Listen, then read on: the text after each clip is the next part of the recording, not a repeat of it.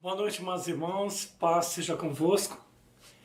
Em São Mateus capítulo 6, quando Jesus está ensinando os discípulos a oração maravilhosa do Pai Nosso, tem uma lição muito linda sobre o agir de Deus, sobre o olhar de Deus, sobre a maneira de Deus fazer as coisas. E é disso que eu quero falar nessa noite. Todos nós conhecemos a oração muito linda, orada, lida por todos. Pai nosso, estás no céu, santificado seja o teu nome. Venha a nós o teu reino e seja feita a tua vontade, assim na terra como nos céus. Parando aqui, eu quero dizer que a essência da oração do Pai Nosso está até aqui. O resto é tudo consequencial. Quando Jesus está ensinando os discípulos sobre a oração do Pai Nosso, sobre alcançar através da oração as suas petições, Jesus fala, quando vocês for pedir, ora desta forma. O que Jesus ensinou, na verdade? A soberania de Deus. Pai nosso que estás no céu, santificado seja o teu nome. Venha a nós o teu reino e seja feita a tua vontade, assim na terra como no céu. Quando nós fazemos isso, as nossas necessidades, o nosso livramento e o nosso perdão é consequencial. Tanto que, após dizer que o pão nosso cada dia nos dai hoje, perdoa as nossas dívidas e não nos deixe cair em tentação, mas livra-nos do mal, termina em seguida voltando para o reino de Deus, voltando para a glória de Deus. Porque teu é o reino, o poder e a glória para sempre.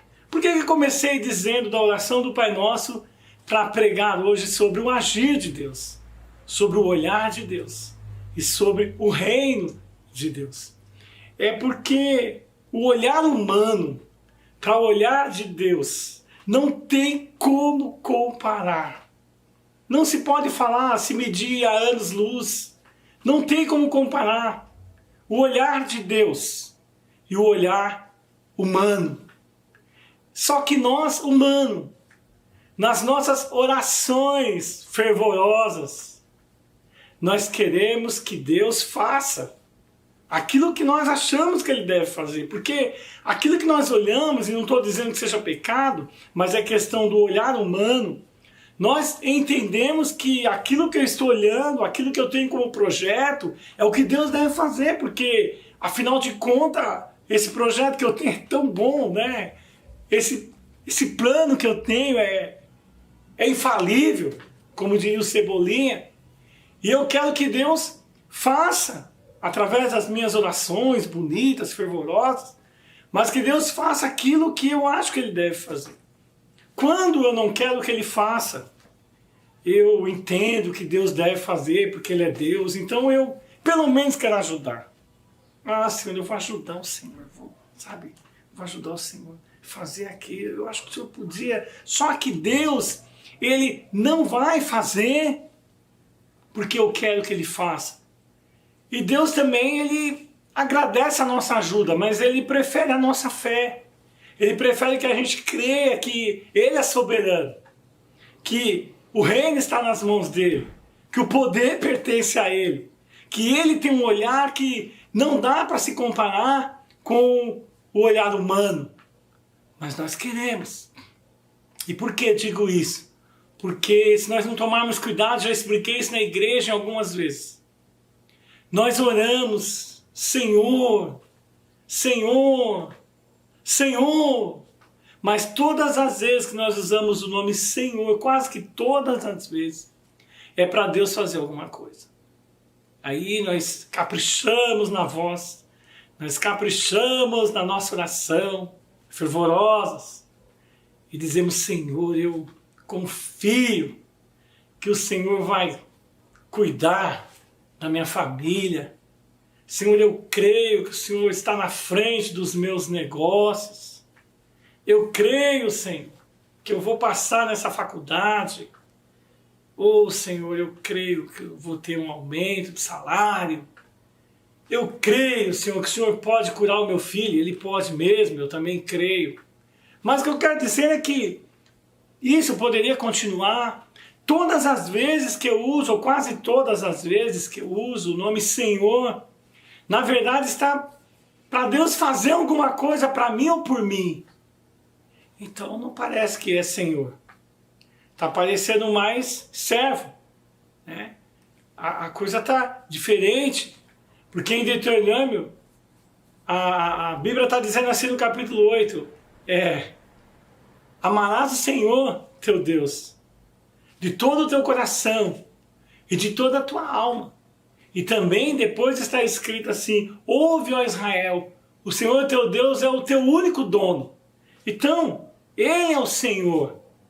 E se não fica fácil assim, eu posso querer vários Senhor na minha vida. Você chegar para um parente seu e falar, ô Senhor, olha, eu confio que você pode trocar o pneu do meu carro. Ô Senhor, confio que você pode pintar minha casa. E aí você pode pegar um vizinho e ele ser o Senhor da tua vida, né? Só que ele não vai gostar, porque na verdade essa palavra Senhor está sendo para se fazer alguma coisa. Por que estou dizendo tudo isso? Que Deus é soberano. Deus vai fazer na nossa vida muito mais do que o que nós imaginamos. Mas eu preciso entender o agir de Deus, que é muito diferente do meu agir. O olhar de Deus não pode ser comparado ao olhar do homem. E a gente confiar que o Senhor vai fazer. Então quando eu oro, Pai nosso que estás no céu, santificado seja o teu nome, e venha a nós o teu reino. O que é vir a nós o teu reino? O reino de Deus é a maneira de Deus fazer as coisas. Repete aí você. O reino de Deus é a maneira de Deus fazer as coisas. Então quando eu digo, Senhor, que venha a mim o teu reino, eu estou dizendo, Senhor, que a maneira do Senhor fazer as coisas venha até mim. Que eu possa entender a maneira de Deus fazer as coisas na minha vida. A maneira de Deus fazer as coisas na minha família. Então eu vou orar e vou crer que Deus tem a melhor maneira de fazer as coisas. O reino de Deus venha a nós. E seja feita a tua vontade. O nome a ser santificado é o teu nome. Então aí eu começo a entender a soberania de Deus. E é desse olhar, é desse reino que eu quero dizer. E se nós olharmos um pouquinho, eu vou tentar trazer de alguma forma aqui, simples, algumas coisas, para você tentar entender. Por que que às vezes a gente ora e fica pensando, puxa, mas Deus não está ouvindo? Deus está ouvindo. Mas Deus vai fazer o que Ele tem que fazer. Nem sempre o que queremos é o que Deus realmente vai fazer, porque nós queremos muitas coisas. E quantas coisas que nós queremos hoje e amanhã a gente não quer mais, né? E aqui eu vou ensinar as maneiras de Deus fazer as coisas que são bem melhores que as nossas. Quero começar num livro que eu amo, o primeiro livro da Bíblia, Gênesis. Quantas mensagens já pregadas em Gênesis. Eu lembrei na igreja de 16 mensagens em Gênesis 1. Preguei 2 aqui nas lives. E quero voltar não para o 1, mas Gênesis. Para mostrar a soberania de Deus. Mostrar que o olhar de Deus é tão diferente do nosso. Eu quero, através do teu olhar, tentar mostrar. Tentar fazer você entender que o olhar de Deus é infinitamente melhor do que o meu e o seu olhar. Deus, a Bíblia diz em Gênesis que Deus faz o homem, faz Adão, e coloca Adão no jardim do Éden, o jardim de Deus. E Adão tinha tudo lá no jardim, tudo que ele precisava. Queria comer, estava lá, não precisava nem trabalhar, tinha tudo do bom e do melhor. O que Adão precisava mais? De mais nada. Adão estava felicíssimo. E se alguém pudesse, não tinha ninguém, mas se fosse perguntado a Adão, Adão, como que você está aí? Como eu tô? Eu estou no Éden, eu estou no jardim de Deus, eu tenho tudo aqui do meu lado. Não preciso ir na cidade buscar nada, eu tenho tudo aquilo que eu quero. E tenho Deus aqui falando comigo. Então Adão não precisava de mais nada. Porém, eu quero aqui mostrar as maneiras de Deus fazer as coisas. O olhar de Deus. Deus, ao olhar para Adão, Deus viu uma necessidade em Adão, que nem Adão sabia que ele tinha. Nem Adão sabia. Adão não sabia que ele tinha necessidade de uma companheira, de uma mulher. Adão aparentemente estava bem. Não foi Adão que orou e disse, Senhor, eu quero uma mulher. Senhor, me dá uma mulher. A Bíblia diz que Deus vai falar. Não é bom que o homem esteja só. Veja, o agir de Deus, o olhar de Deus é tão profundo que Deus consegue enxergar uma necessidade no homem que nem ele sabia que ele tinha. O que eu quero dizer com isso? Que Deus, Ele não só sabe o que você precisa, como Ele sabe que você precisa até o que você nem imagina que precisa. E então o que Deus faz? A Bíblia diz que Deus faz Adão desejar pela mulher. Deus coloca Adão para dar nome aos animais. Leão, leoa. E ele começa a dar nome aos animais, aos casais. E então Adão percebe que todo animal tinha sua companheira. E ele não tinha, não registra mais nada. Mas provavelmente se ele fosse orar, a oração dele era Senhor, a nossa, né? Trazendo para nós hoje, se você fosse o Adão, Senhor, o Senhor não está vendo. Senhor, eu estou numa necessidade aqui. Todos os animais têm uma companheira e eu não tenho. Por isso que a Bíblia diz que a palavra ainda nem chegou na boca e Deus já sabe qual é. Quando Adão sentiu a necessidade, ele só sentiu porque Deus colocou. Mas eu estou dizendo aqui para você enxergar o olhar humano. No olhar humano, ele sente uma necessidade. E quando nós sentimos necessidade de algo para a nossa vida, a gente vai buscar Deus. Mas às vezes nós buscamos em Deus para cumprir a nossa necessidade, como se Deus não soubesse ainda que a gente tem. Só que quando ela chegou em mim, ela veio porque Deus já sabia. A palavra ainda não chegou na boca. E então, Deus faz Adão desejar ter a Eva. E aí, ele faz Adão cair num sono profundo e tira então a Eva de uma das costelas de Adão. E eu sempre falo isso na igreja, né? Deus, ele não vai dar o que você quer. Quantas vezes a gente ora porque eu quero, Senhor, eu quero, e muitas das vezes Deus não vai dar o que você quer. Deus vai dar o que você deseja.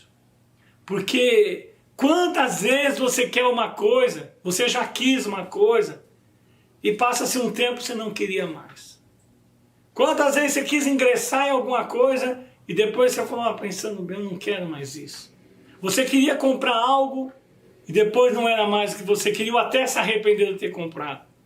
E quantas outras coisas que nós queremos hoje e daqui a pouco a gente não quer mais. Então Deus, ele não dá o que a gente quer. No reino de Deus, na maneira de Deus fazer as coisas, Deus dá o que a gente deseja. E algumas das vezes a gente deseja, porque Deus colocou o desejo dentro de nós. Então, de onde Deus tirou a Eva? Deus tirou a Eva de dentro do Adão. Estava dentro dele. Deus vai dar para mim e para você o que dá dentro de você. Tem que estar aí dentro. O desejo, a busca, e aí Deus tira, então, a Eva. E aí Adão diz aquela palavra bonita que eu já disse em alguns casamentos, fazendo algumas cerimônias, né? Agora, essa aqui é osso dos meus ossos, carne da minha carne, coisa linda, maravilha. E aí eles vão viver lá, felizes no Éden.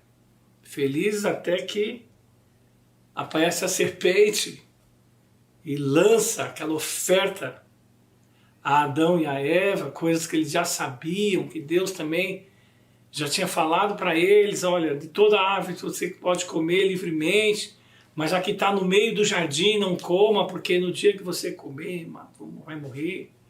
E aí nós humanos podemos também perguntar, né, poxa vida, já que não podia comer desse fruto, por que Deus pôs bem no meio, né, do jardim, né? Deus podia pular no fundo, perto dos espinhos. Pois é. Mas Deus coloca no meio do jardim porque Ele é Deus. E Ele então disse para Adão que não podia comer. Adão passava ali, eu fico imaginando, passando todo dia no meio do jardim. E aí, todos já sabem, eles comem esse fruto, induzidos pela serpente, comem o fruto e Deus então vai agir. E vem o agir de Deus lá dentro do Éden. E Deus chama então a serpente, chama Adão, chama Eva. E aí a coisa pega. Deus diz à serpente, já que você fez isso, maldita serás na terra. Você vai rastejar todos os dias da tua vida. Você vai comer pó todos os dias da tua vida. E Deus diz a Eva, já que fizesse isso, eu aumentarei muito agora as suas dores para ter filho, e você vai ter filhos com dores. E Deus diz a Adão, maldita é a terra por causa de ti. E agora você vai comer com suor do teu rosto. Foi as determinações de Deus. E a Bíblia termina dizendo aqui que Deus então expulsa Adão e Eva do paraíso e coloca anjo para guardar a entrada do Éden. Por que estou dizendo isso? Porque agora vai vir o teu olhar, que eu tenho certeza que você já olhou desse jeito. Sempre você olhou desse jeito. A Bíblia coloca que Deus expulsou Adão e Eva do paraíso para você entender o que aconteceu. Realmente expulsou, colocou para fora e eles não podiam mais entrar no Éden. Mas, o que às vezes nós pensamos? Quase todos pensam isso, acho que poucas pessoas pensam diferente. Que Deus ficou tão nervoso com Adão e Eva. Deus ficou irado por causa que eles pecaram. E então expulsou eles do paraíso. Esse é o olhar humano. Por isso que eu estou dizendo para vocês que existe o olhar humano e o olhar de Deus. E hoje eu quero tentar fazer vocês entenderem o olhar de Deus. Expulsar Adão e Eva do paraíso não foi castigo. Aí é que está. Expulsar Adão e Eva do paraíso foi a maior bênção que Adão e Eva podiam ter na vida deles. Porque Deus não tirou Adão e Eva do paraíso porque estava nervoso com eles. Porque estava irado por causa do pecado deles. Mas eu tenho certeza que você, toda vez que leu aqui, você imaginou que Deus tirou Adão e Eva do paraíso por castigo. Castigo de Adão e Eva foi aqui atrás. No versículo 14, quando Deus começa a dizer para a serpente, qual que foi o castigo da serpente, Deus falou a Eva qual seria o castigo dela, e Deus falou para Adão qual seria o castigo dele. Os castigos estavam aqui. Quando Deus tira Adão e Eva do paraíso, Ele tira por amor. Olha o olhar de Deus que o homem não entende. Capítulo 3, vou achar aqui, ó. Capítulo 3, versículo 22. Então disse o Senhor Deus: eis que o homem se tornou como um de nós, conhecedor do bem e do mal, para que não estenda a sua mão, e coma também da árvore da vida, e viva eternamente. O Senhor Deus, por isso, os lançou fora do jardim do Éden, e expulsou e colocou um anjo, cuidando do jardim, para que eles lá não voltassem. Veja a maneira de Deus fazer as coisas. Veja o olhar de Deus. Deus agiu com amor, mas no nosso olhar, Deus agiu com severidade. Deus agiu com castigo. O que aconteceu aqui? Quando Adão e Eva comem do fruto da árvore, do conhecimento do bem e do mal, próximo, como o próprio Deus disse, ali ao lado, estava também o fruto da árvore da vida. E como eles conheciam agora tudo, eles comeriam também do fruto da árvore da vida e viveriam eternamente no pecado. Então Deus tira Adão e Eva do paraíso para trazer a redenção, para poder vir Jesus, libertar, trazer a redenção desse pecado e tornar a gente livres diante de Deus. Veja então que a maneira de Deus agir, como é tão diferente da maneira da gente agir. E aí eu quero correr aqui com alguns personagens. Quero passar rapidamente por Noé, para dizer da maneira de Deus fazer as coisas, o reino de Deus até Noé. O reino de Deus chega para uma pessoa quando o mundo inteiro não estava nem aí com Deus. Quando o mundo inteiro agia de forma perversa. Mas a Bíblia diz assim: porém aos olhos de Deus, Ele achou graça em Noé. Deus consegue achar graça em uma pessoa, quando o mundo inteiro estava se corrompendo. O que nós aprendemos aí é que aquilo que você tem para fazer é individual. É o que Deus colocou para você fazer. Para de ficar olhando porque os outros não fazem. Para de querer ir para a caverna igual Elias. Sabe? Ninguém quer fazer. Se você fizer, Deus vai agir na tua vida. E por Noé eu quero passar bem rapidinho. Deus então dá... Eu já falei de Noé numa outra mensagem, fica fácil. Mas Deus dá uma missão a Noé que era quase impossível para Noé. Construir uma arca daquela forma que foi, para sustentar um dilúvio da forma que foi. E eu já disse aqui que Noé ele não tinha condições, Noé não entendia nada de construção naval, de se fazer barco. Não era agrônomo, mexia com plantas. Mas quando Deus chama, Ele capacita. E Deus então transforma aquele agrônomo no engenheiro naval. E que engenheiro naval? Ele então constrói a arca com os 3 pavimentos, do jeito que Deus queria. E aí ficou 375 dias viajando, enquanto o mundo acabava. Mas no agir de Deus, é um agir de capacitação com Noé. É um agir de graça com Noé. E quando nós olhamos para as ferramentas que temos, muitas vezes, quantas vezes você já falou, mas como que eu vou conseguir fazer isso? É porque você está olhando com o teu olhar. Se você olhar um pouquinho com o olhar de Deus, você vai dar o passo, que a fé vai junto. Não espera a fé chegar para você dar o passo. Dá um passo, se é Deus que é contigo, se é Deus que deu o projeto, se é Deus que mandou você fazer, vai. E se Cristo comigo vai, eu irei, não temerei, com gozo eu irei. E quando chegamos em Abraão, o pai da fé, quero também, através de Abraão, trazer alguma coisa sobre o reino de Deus para as nossas vidas, a maneira de Deus fazer as coisas. Se você perguntar aos hebreus, aos judeus sobre Abraão, e nós mesmos que olhamos sobre Abraão, o próprio livro de Hebreus, Abraão é o pai da fé, Abraão é o exemplo da fé, e ele realmente tomou decisões que mudou tudo. Mas se eu perguntar para você sobre Abraão, Abraão é isso, é o exemplo de fé.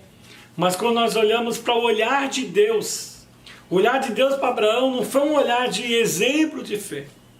Quando Deus olha para Abraão, o olhar de Deus para Abraão foi um olhar de misericórdia. O nosso olhar para Abraão é um olhar de reverência. É um olhar que nós olhamos para Abraão e fala assim, não tem nunca você como Abraão. É verdade, é o pai da fé. Mas veja que o olhar de Deus para Abraão não foi um olhar de admiração, foi um olhar de misericórdia. Abraão, quando é chamado por Deus, Abraão está na terra de Ur. Abraão não era hebreu, Abraão era idólatra. Ele estava numa terra idólatra. E Deus então olha com misericórdia para Abraão e fala para ele, sai dessa terra, larga a casa do seu pai, deixa essas coisas aí e vem para a minha terra. E eu vou transformar a sua vida. Eu vou te abençoar. Eu vou engrandecer o seu nome. E você vai ser uma bênção. É a soberania de Deus. É a maneira de Deus fazer as coisas. Deus vai na terra idólatra. Pega uma pessoa idólatra e traz para ser o pai da fé. É a maneira de Deus fazer as coisas. E Abraão vem, larga tudo aquilo e começa então esse processo lido de Deus na vida de Abraão. E ele se torna o que se torna. Mas porque houve o reino de Deus na vida de Abraão. E então Deus promete o filho para Abraão. Esse filho parece que nunca vem. E vem o olhar humano em Abraão e Sara acham que não vai ter esse filho, mas preparam um plano B. Abraão então tem relação com a sua serva e nasce Ismael, e Isaac não vem, a coisa parece que não vem, mas quando chega em Gênesis 21, a Bíblia está dizendo lá que Deus visita a Sara. Capítulo 21 de Gênesis. E visitou o Senhor a Sara, como dissera que visitaria. E o Senhor cumpriu o que havia prometido. E Sara concebeu, e deu luz a um filho, a Abraão, na sua velhice, no tempo determinado de que Deus lhe falara. Olha aí, Sara era estéril. Ela humanamente não podia ter filho, mas Deus tinha prometido o filho para Sara. E então a Bíblia diz que Deus faz com Sara o que havia prometido. Não é impossível para Deus. E o melhor de tudo, dá um filho a Abraão na sua velhice. Agora marca isso, o filho de Abraão chegou na velhice de Abraão. Mas a Bíblia diz aqui, mas no tempo determinado por Deus. Para Abraão era a velhice, para Deus era o tempo certo, era a hora certa.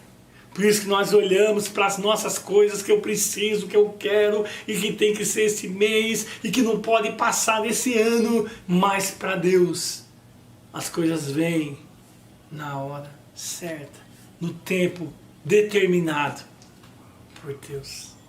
E a coisa linda que eu vejo é o agir de Deus. porque Sara era estéril.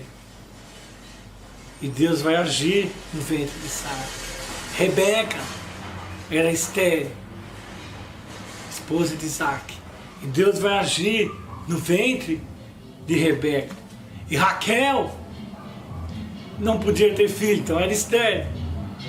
E Deus agiu no ventre de Raquel para com Jacó. Toda a descendência da qual viria Jesus. Por incrível que pareça, as mulheres, e agora? Jesus prometido. E as mulheres não podiam ter o filho.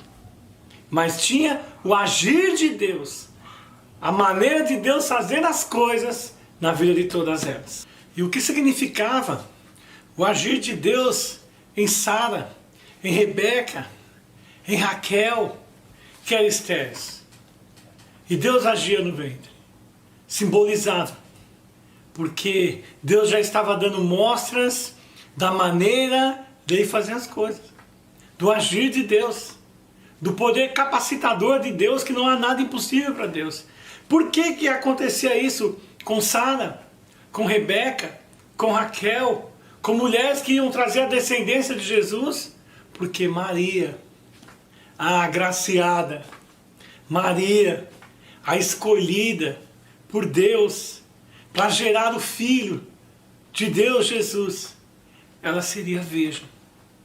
E quando ela, espantada, recebe a notícia do anjo, ó agraciada, bendita és tu entre as mulheres, bendito é o teu ventre, nascerás de ti o libertador de Israel.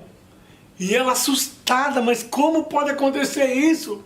Se eu sou virgem, nunca tive relação com homem nenhum, e de fato aqui está um milagre que eu tenho como o maior milagre da Bíblia. Tantos milagres, tem até a ressurreição, que também é um fortíssimo, mas esse milagre só teve um. Uma mulher, uma moça virgem conceber. Porque ela pergunta, mas como vai acontecer isso? Eu acredito que nessa hora o anjo sorriu. Ai Maria, será que você não vê? Olha o que aconteceu lá na sua descendência. Descerá sobre ti o Espírito de Deus. Ele vai tocar no teu ventre. A maneira de Deus fazer as coisas é linda. Quando Deus tem algo, quando Deus tem um projeto, o que é impossível para Deus? E Deus age no ventre de Maria, assim como agiu no ventre dessas mulheres, de Sara, de Rebeca, de Raquel. E ela então concebe. Então, a maneira de Deus agir, ela encanta. A maneira de Deus agir sempre é a melhor. E um outro personagem que eu quero falar aqui é sobre Moisés. Em seguida, livro de Êxodo, comecinho de Êxodo, você vai ler uma história fantástica desse maior líder que já houve numa nação, né? O próprio livro termina dizendo que nunca mais houve alguém como Moisés. Nunca mais. No feito de sinais e maravilhas, daqueles do qual Deus falava com ele. Mas o que eu quero falar é sobre a maneira de Deus fazer as coisas. É o olhar de Deus. É o reino de Deus. Venha a nós o teu reino. Como é que o reino de Deus chegou até a mãe de Moisés? Aos pais de Moisés? Chegou de uma forma humana toda errada. Porque Moisés nasceu num dia errado. Moisés nasceu numa época mais errada ainda. Moisés não poderia nascer de jeito nenhum naquele tempo. Faraó estava doido. Faraó tinha... o diabo, ele não sabia exatamente quem seria, mas ele sabia que alguém seria o libertador do povo de Deus no Egito. Então, Faraó dá uma ordem para que todo neném, se nascesse menino, mata. E agora, Moisés, a Bíblia fala que vem a mãe de Moisés e casa com um hebreu, a hebreia, os dois casam e tem um filho. Então eu já falei isso na igreja, veja a maneira de Deus agir. Poxa vida, se fosse ver, eles falam assim, não, filho, né? Agora, não. Eles tiveram um filho. E aí, trazendo para os dias de hoje, eu fico imaginando se é hoje, com uma lei dada por Faraó, se for menino, mata. Quais seriam as orações desse casal nos dias de hoje? Não seria diferente. Porque provavelmente eu ia pedir também, se eu fosse o pai, o que seria o pai. Senhor, vamos orar, né? Eu tenho fé, eu tenho certeza que vai nascer menina. Deus não vai deixar nascer um menino, Deus vai guardar. Porque no nosso horário humano, Deus guarda quando faz aquilo que a gente acha que Ele deve fazer. No nosso horário humano, Deus está fazendo quando Ele está fazendo aquilo que aos meus olhos é o correto fazer. O que era correto? Nascer menina. E o que era o plano de Deus? Qual que era o projeto de Deus? Nasceu um menino, porque precisava que fosse um menino, libertador. E aí nasce Moisés. E agora a Bíblia fala que a mãe de Moisés não podendo mais esconder Moisés. Coloca Moisés no cestinho. E eu fico pensando nisso, quem é mãe, quem é pai, misericórdia, né? Passa lá um betume naquele cestinho, coloca Moisés naquele cesto e coloca no rio. Hebreia.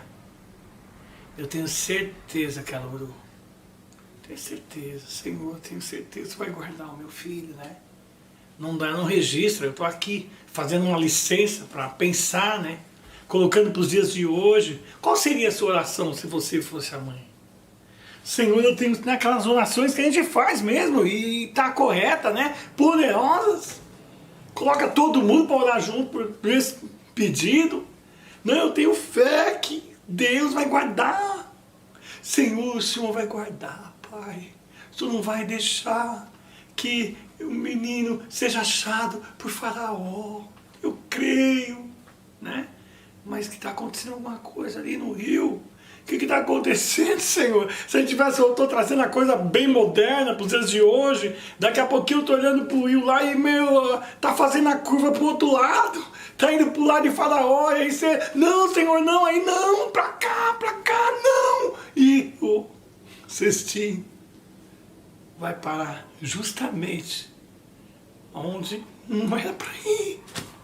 Se for menino, mata, já era para ter matado quando nasceu. E agora o menino vai parar na porta de Faraó. E agora? Agora entra a maneira de Deus fazer as coisas. O reino de Deus, porque tu é o reino, o poder e a glória, porque tu és soberano. Enquanto o diabo queria matar aquele que seria o libertador do povo de Deus, Deus pega Moisés, embrulha num papel de presente e manda para ele criar. A maneira de Deus fazer as coisas é linda. E Moisés então vai aprender toda a cultura egípcia. Moisés se torna filho da filha de Faraó, criado como um príncipe lá dentro. A coisa está vindo de vento em popa. Porém, Moisés, escolhido de Deus, ele quebra o plano de Deus, né? Quando ele mata o egípcio. Na discussão do egípcio com o hebreu, ele mata o egípcio, enterra o egípcio, e aí ele tem que fugir para o deserto. Então, no olhar de Deus com Moisés, o que eu quero falar é sobre o escolhido, o olhar de Deus para um escolhido, a maneira de Deus agir na vida de um escolhido. Quando Deus escolhe, Ele age na vida. O que acontece com Moisés? Quando ele quebra o plano de Deus, e agora? Agora Deus vai usar outro porque ele quebrou o plano de Deus? Não. A única coisa que acontece com Moisés é que os outros 40 anos que ele ia ficar lá no palácio, no bem bom, provavelmente ele se tornaria um príncipe. E eu coloco o seguinte, não é que ficaria fácil para Deus, ficaria mais fácil para Moisés. Deus, ele agiu e fez tudo que tinha que fazer. Mas se Moisés não quebrasse o plano de Deus, seria mais fácil para Moisés. Mas se ele quebra o plano de Deus, não mudou em nada. Se ele quebrou o plano de Deus na vida dele, mas para Deus não mudou nada. Deus tinha escolhido ele. A única coisa é que os 40 anos seguintes, que era para ele continuar no palácio, ele vai comer poeira lá no deserto. Aí Deus vai agir na vida de Moisés. E eu digo que Moisés, ele morre com 120 anos. E isso não é que, essa parte que eu vou falar para vocês, não é eu que criei. Eu li uma vez, não lembro aonde, achei muito interessante isso. Que Moisés viveu 120 anos, 40 anos, achando que ele era alguém, príncipe no Egito. Mais 40 anos, para ele saber que ele não era ninguém, lá no deserto. E os outros 40 anos, sabendo o que Deus faz na vida de um ninguém. A maneira de Deus agir na vida de Moisés é algo tremendo. E Moisés fala sobre as pragas, Faraó fala que vai mandar e não manda, tá bom, agora eu mando e não manda, e vem praga de rã, e vem praga de água e sangue, e vem praga das sombras, que eu acho que é uma das pragas mais fortes que tinha lá. A pessoa estava daqui onde está o Caio ali, não conseguia enxergar, porque a sombra não enxergava, os egípcios não conseguiam enxergar, só os hebreus. E o que eu acho interessante é que Faraó não mudava. As pragas vinham e ele falava que ia deixar o povo ir, não deixava, continuava duro. Próprio Deus, na maneira de Deus fazer as coisas, quando Deus fala com Moisés ainda lá, naquela sarça ardente, quando Moisés tem aquela revelação no deserto, ele vê a sarça ardia no fogo, ela ardia, mas não consumia, né? E que foi uma lição linda que Deus deu para Moisés. Já expliquei na igreja que você deve se arder pelo ministério, mas você não pode se consumir. Foi a lição de Moisés. E enfim, Deus fala para Moisés: Moisés, eu vou usar você para ser o libertador do meu povo. Eu vou em nome de quem? Vai em nome do eu sou. Eu sou é o nome de Deus. Porque Deus é um título. Eu sou. Porém, então, Moisés acaba de ouvir da boca de Deus que Deus será com ele lá. O que era normal? Era Deus amolecer o coração de Faraó. Mas os versículos de baixo já dizem, então, Deus endureceu o coração de Faraó para não deixar o povo ir. Olha o olhar humano e o olhar de Deus. Fala sério. Não, fala sério. A gente já sabe que isso aconteceu. Mas se Deus falou que seria com ele, com o nosso olhar, nossa maneira de pensar, a nossa maneira de agir, se Deus fala eu vou ser contigo lá, o que você pensa? Ah, quando eu chegar lá na empresa, Deus falou domingo através do pastor, colocou a mão na minha cabeça e falou, estarei contigo essa semana, vou fazer maravilhas na tua vida. Aí você chega lá, vamos então. E é a pior semana, aí você não entende nada, meu Deus, o que está acontecendo? Um pastor falou, porque Deus falou. É que a gente só acha que Deus está fazendo, quando está fazendo do nosso jeito. E Deus precisava endurecer o coração de Faraó, para não deixar ir. Porque as pragas, elas não mudavam Faraó. E as pragas não eram para mudar Faraó. As pragas eram para mudar o povo de Deus. Para eles crer, olhar e ver o agir de Deus através de Moisés e aceitarem que Moisés seria o guia, que Moisés seria o líder. Se Moisés chegasse no primeiro dia lá, Deus amolecesse o coração do Faraó e Faraó falava, já estava te esperando, rapaz, Deus já falou aqui comigo, pega esse povo aí, vai embora, que nem eu quero ficar mais com eles. O que ia acontecer? Quem não ia querer ir era o povo com Moisés. Quem que é esse velho? Nunca vi esse velho com essa história aí que vai levar nós para uma terra que manda leite e mel, a terra de Canaã. Eu vou nada, que esse velho para onde? Aí, então, o agir de Deus foi justamente a maneira de Deus fazer as coisas para endurecer o coração do Faraó e o povo de Deus ver que Deus era com Moisés. E aí a coisa vai, né? Nem dá pra gente continuar, porque eu sei que hoje eu já passei na mensagem. Eu vou pular tudo aqui e terminar com um personagem. Meu Deus, tanta coisa linda. Eu vou precisar falar dos profetas também. Eu quero falar então só dos profetas nessa live de hoje e de Paulo, e nós terminamos a mensagem. E no agir de Deus, na maneira de Deus fazer as coisas, eu acho linda a forma como ele faz com os profetas, com Isaías, com Samuel, com Ezequiel. E eu não tenho tempo para falar desses profetas todos, né? Então eu vou falar aqui de um, e vamos tomar ele como exemplo de todos. Vamos falar aqui de Isaías, por exemplo. Que Isaías é aquele que você mais abre a Bíblia, assim. Ezequiel é o 37, mas Isaías é o profeta, né? E a Bíblia vai falar então no capítulo 6, o relato de Isaías.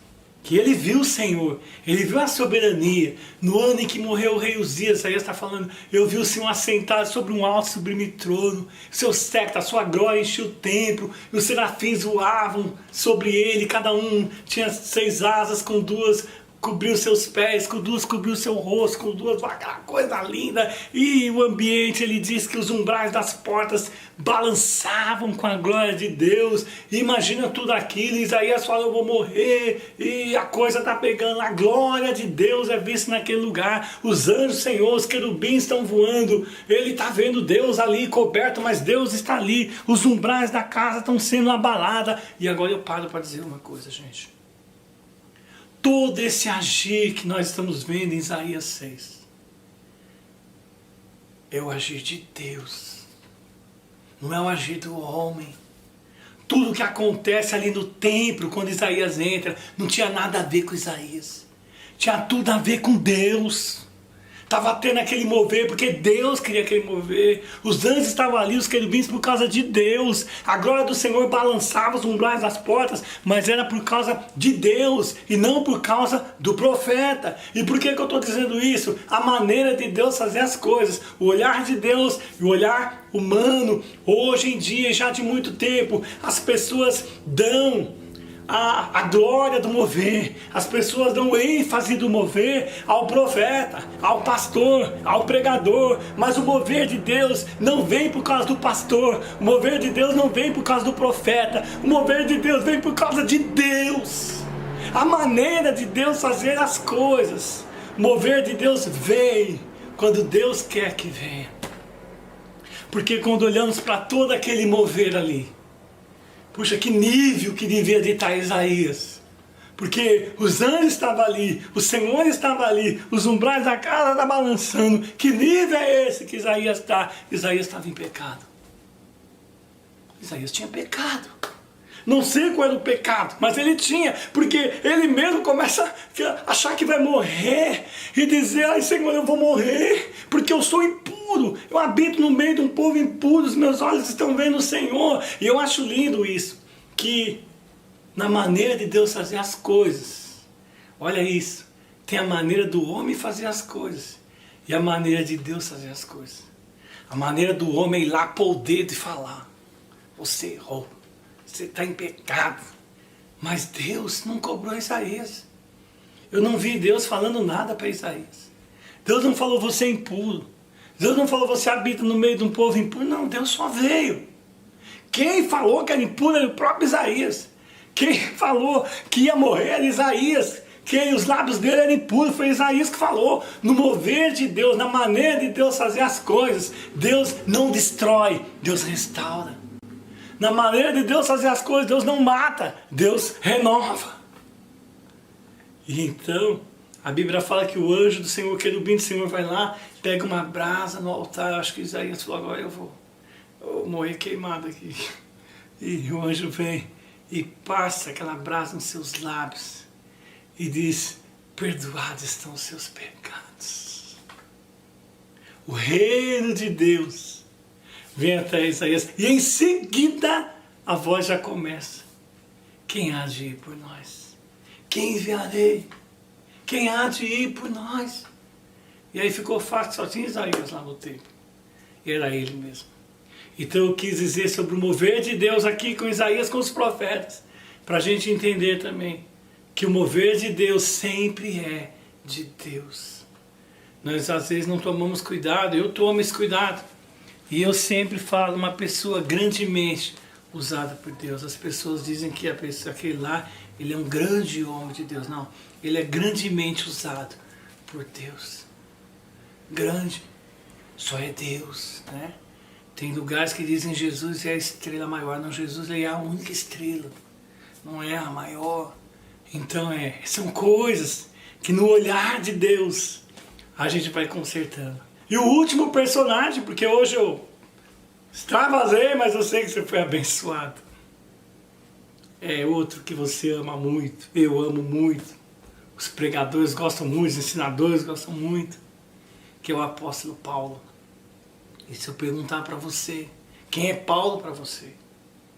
Paulo é referência total. As doutrinas que regem as igrejas evangélicas, igreja católica, hoje em 2020, passado 2000 anos, ainda são as doutrinas de Paulo. Então, que homem é esse, né? Mas o olhar de Deus para Paulo, o bom de nós entendermos o olhar de Deus é que Deus consegue ver as duas faces.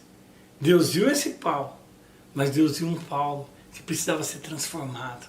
Um Paulo que era um perseguidor, mas que Deus ia transformar a vida dele também. Termino essa mensagem trazendo a você de novo o início. Pai nosso que estás no céu, santificado seja o teu nome e venha a nós o teu reino. Que você entenda através dessa mensagem de hoje que o reino de Deus é a maneira de Deus fazer as coisas. E a maneira de Deus fazer as coisas na minha e na sua vida sempre será a melhor. Fiquem com Deus. Uma noite, uma semana abençoada a todos. Em nome de Jesus, você é o grande amor de Deus. Deus os abençoe. Sei que os teus olhos, sempre atentos, permanecem em mim.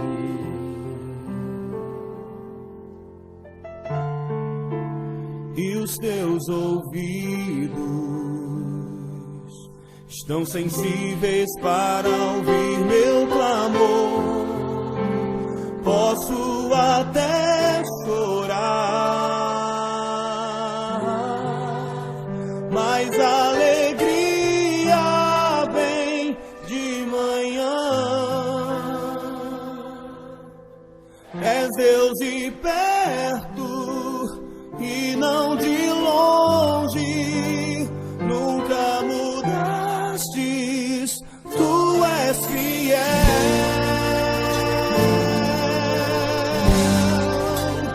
Deus de aliança, Deus de promessas, Deus que não é homem pra mentir, tudo pode passar, tudo pode mudar, mas tua palavra vai se cumprir.